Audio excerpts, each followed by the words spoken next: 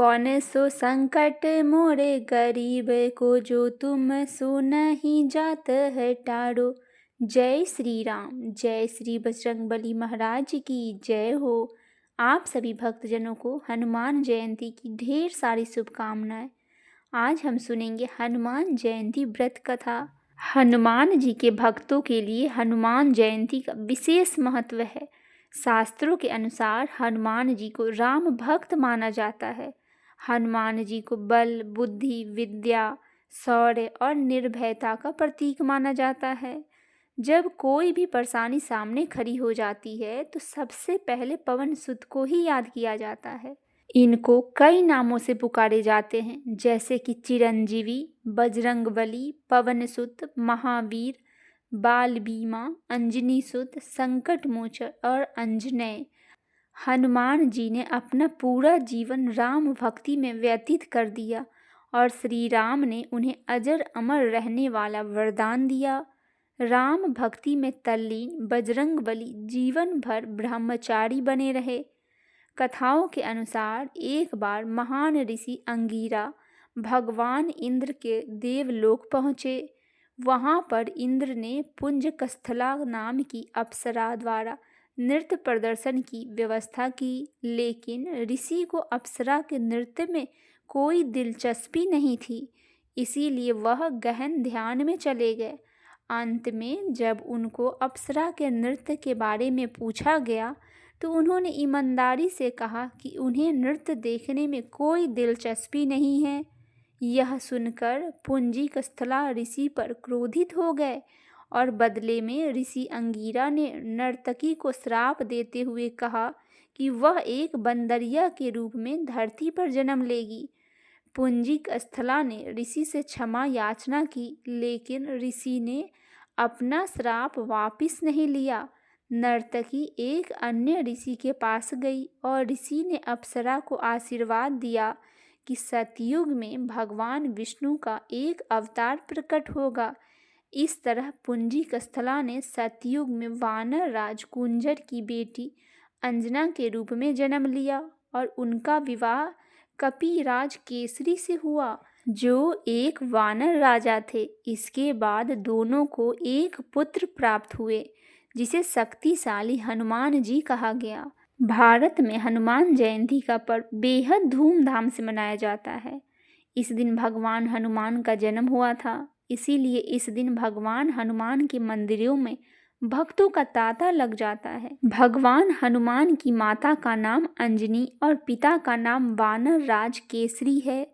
स्कंद पुराण के अनुसार ऋषि मतंग के कहने पर एक बार माता अंजना और वानर राज केसरी वेंकटाचल पर्वत पर गए, जहां दोनों ने पुष्पकरणी तीर्थ स्थान में स्नान किया और फिर वहां भगवान वेंकटेश को प्रणाम किया। इसके बाद दोनों ने आकाश गंगा तीर्थ में जाकर वायुदेव की आराधना की। माता अंजनी द्वारा लगातार 1000 वर्ष तक तपस्या करने पर वायु देवता प्रसन्न हो गए और उन्होंने माता अंजनी से वर मांगने के लिए कहा।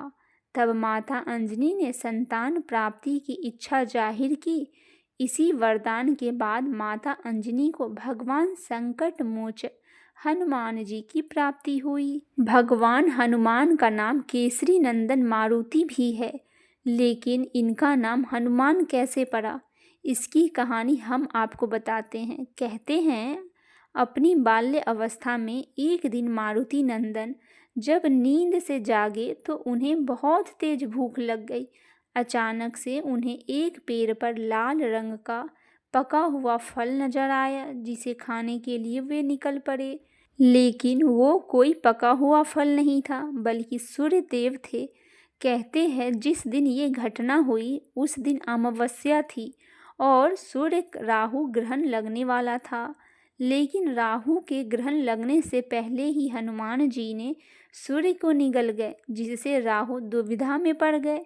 आखिर क्या हो रहा है? इसके बाद उन्होंने इंद्र देवता से सहायता मांगी।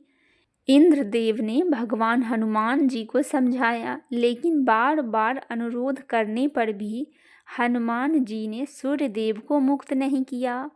इसके बाद इंद्रदेव ने गदा से हनुमान जी के मुख पर प्रहार किया, जिससे सूर्यदेव मुक्त हो गए, लेकिन मारुति बेहोश होकर पृथ्वी पर गिर गए। पवन देव ने जब ये देखा तो वे बेहद क्रोधित हुए और मारुति को अपने साथ एक गुफा में लेकर अंतर्ध्यान हो गए, जिसके बाद पृथ्वी पर त्राही त्राही मच गई। फिर इस विनाश को रोकने के लिए सभी देवों ने इंद्रदेव से आग्रह किया वह क्रोध त्याग दे और पृथ्वी पर वापस आ जाए।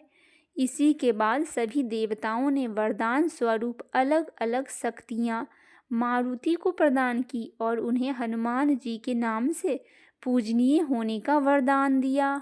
हनुमान जी के जन्म से जुड़ी एक और अन्य कथा है। बजरंग बली का जन्म चैत्र पूर्णिमा को मंगलवार के दिन चित्रा नक्षत्र और मेष लगन में सुबह 6 बजे हुआ था। इसीलिए हनुमान जी की पूजा के लिए सुबह का समय सबसे शुभ माना जाता है। हनुमान जी ने जन्म से एक पौराणिक कथा सतयुग में जब राजा दशरथ ने संतान प्राप्ति के लिए गुरु वशिष्ठ के मार्गदर्शन में पुत्र कामेष्टि यज्ञ करवाया तो ये यज्ञ संपन्न होते ही यज्ञ कुंड से अग्निदेव स्वयं खीर का पात्र लेकर प्रकट हुए। इस खीर को राजा दशरथ ने अपनी तीनों रानियों को बांट दिया। कहते हैं उसी वक्त रानी कैकेयी के हाथों से एक चील ने थोड़ी सी खीर छीन ली और इस खीर को राजा दशरथ ने अपने तीनों रानियों को बांट दिया। उसी वक्त रानी कैकेयी के हाथों से एक चील ने थोड़ी सी खीर छीन ली और वह इस खीर को अपने मुख में भरकर उड़ गया। जब चील देवी अंजनी के आश्रम में होकर गुजरी तो उस वक्त अंजनी ऊपर देख रही थी। तब अंजनी के मुख में खीर का कुछ भाग गिर गया, जिसकी वजह से वह गर्भवती हुई और उन्हें चैत्र मास की पूर्णिमा को पुत्र के रूप में भगवान हनुमान जी की प्राप्ति हुई। बोलिए श्री बजरंगबली महाराज की जय। हनुमान जी के जन्म के विषय में दूसरी कथा यह है कि समुद्र मंथन के बाद जब भगवान शिव ने भगवान विष्णु को मोहिनी रूप में देखने को कहा तो जो उन्होंने समुद्र मंथन के दौरान देवताओं और असुरों को दिखाया था, उनकी बात को मान रखते हुए भगवान विष्णु ने मोहिनी रूप धारण कर लिया। भगवान विष्णु का आकर्षक रूप देखकर शिवजी आकर्षित होकर कामातुर हो गए और उन्होंने अपना वीर्य गिरा दिया, जिसे पवन देव ने शिवजी के बानर राज केसरी की पत्नी अंजना के गर्भ में प्रविष्ट करवा दिया। इस तरह माता अंजना के गर्भ से वानर के रूप में हनुमान जी का जन्म हुआ। उन्हें शिव का 11वां रुद्र अवतार भी माना जाता है। बोलिए श्री बजरंगबली महाराज की जय।